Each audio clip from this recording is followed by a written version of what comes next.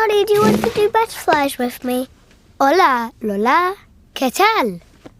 Why are you speaking all funny? ¿Qué tal? I can't understand what you're saying, Charlie. It's Spanish. What is Spanish? Another language. They speak it in Spain. Why? Because they are Spanish. Why?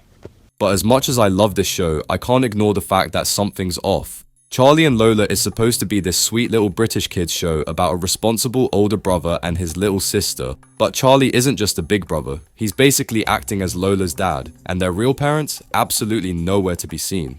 Now, you might think, oh, they're just off screen, but what if they're not? What if they're actually dead? A recurring theme in Charlie and Lola is that Charlie is always the one looking after his little sister. Every episode, he's the one feeding her, making sure she brushes her teeth, getting her to school, putting her to bed, and even comforting her when she's upset. He's not just a brother, he's basically a full-time guardian, and that's really weird because Charlie is literally 7 years old. Take the very first episode. Mum and Dad supposedly asked Charlie to give Lola her dinner, but since when has that ever been a 7-year-old's job? That's something a parent should be doing, but instead of a parent, we get Charlie trying to figure out how to feed his extremely picky little sister. And it's not just a one-off thing, it happens all the time. There's an episode where Charlie has to get Lola ready for bed because, once again, Mum and Dad have decided that's his job. Since when is it normal to expect a 7-year-old to handle bedtime for a 4-year-old? Ooh. Sometimes, when she's extra wide awake, Mum and Dad ask me to help get Lola off to bed. This is a hard job because... Should I show you that again, Charlie? Because Lola likes to stay up late. Ta-da! Lola likes to stay up wriggling,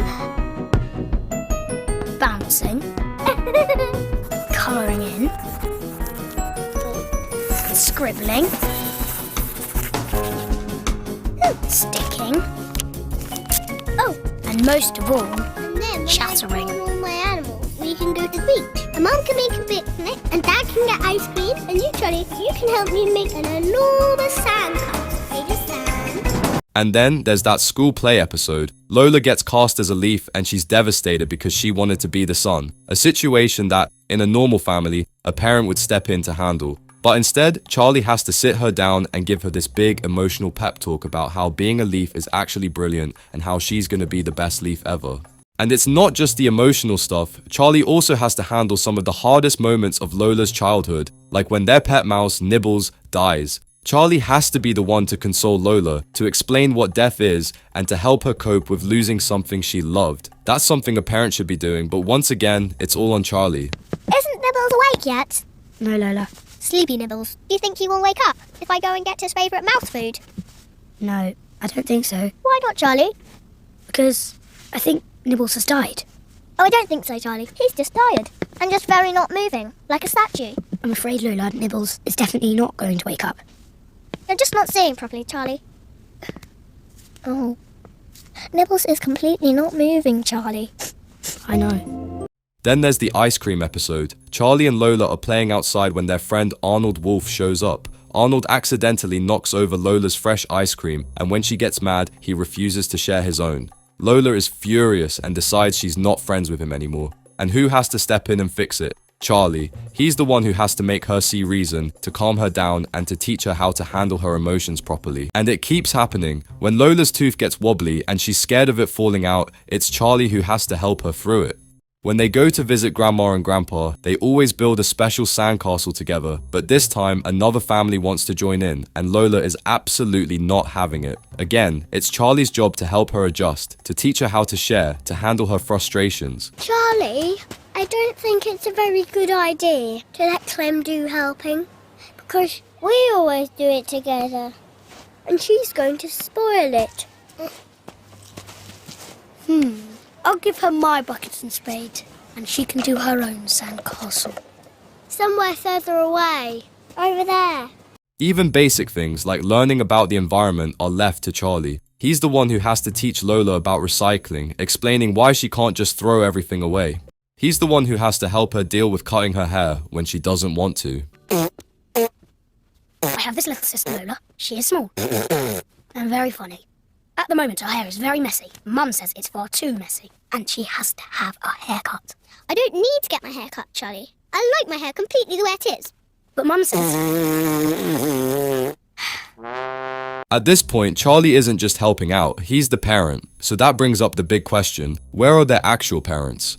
If the parents are around, they might be some of the worst in children's television. They never step in, never help, never even check in. It's like they don't exist, and that's when it hit me. What if they really don't? What if they're not just absent? What if they're actually dead?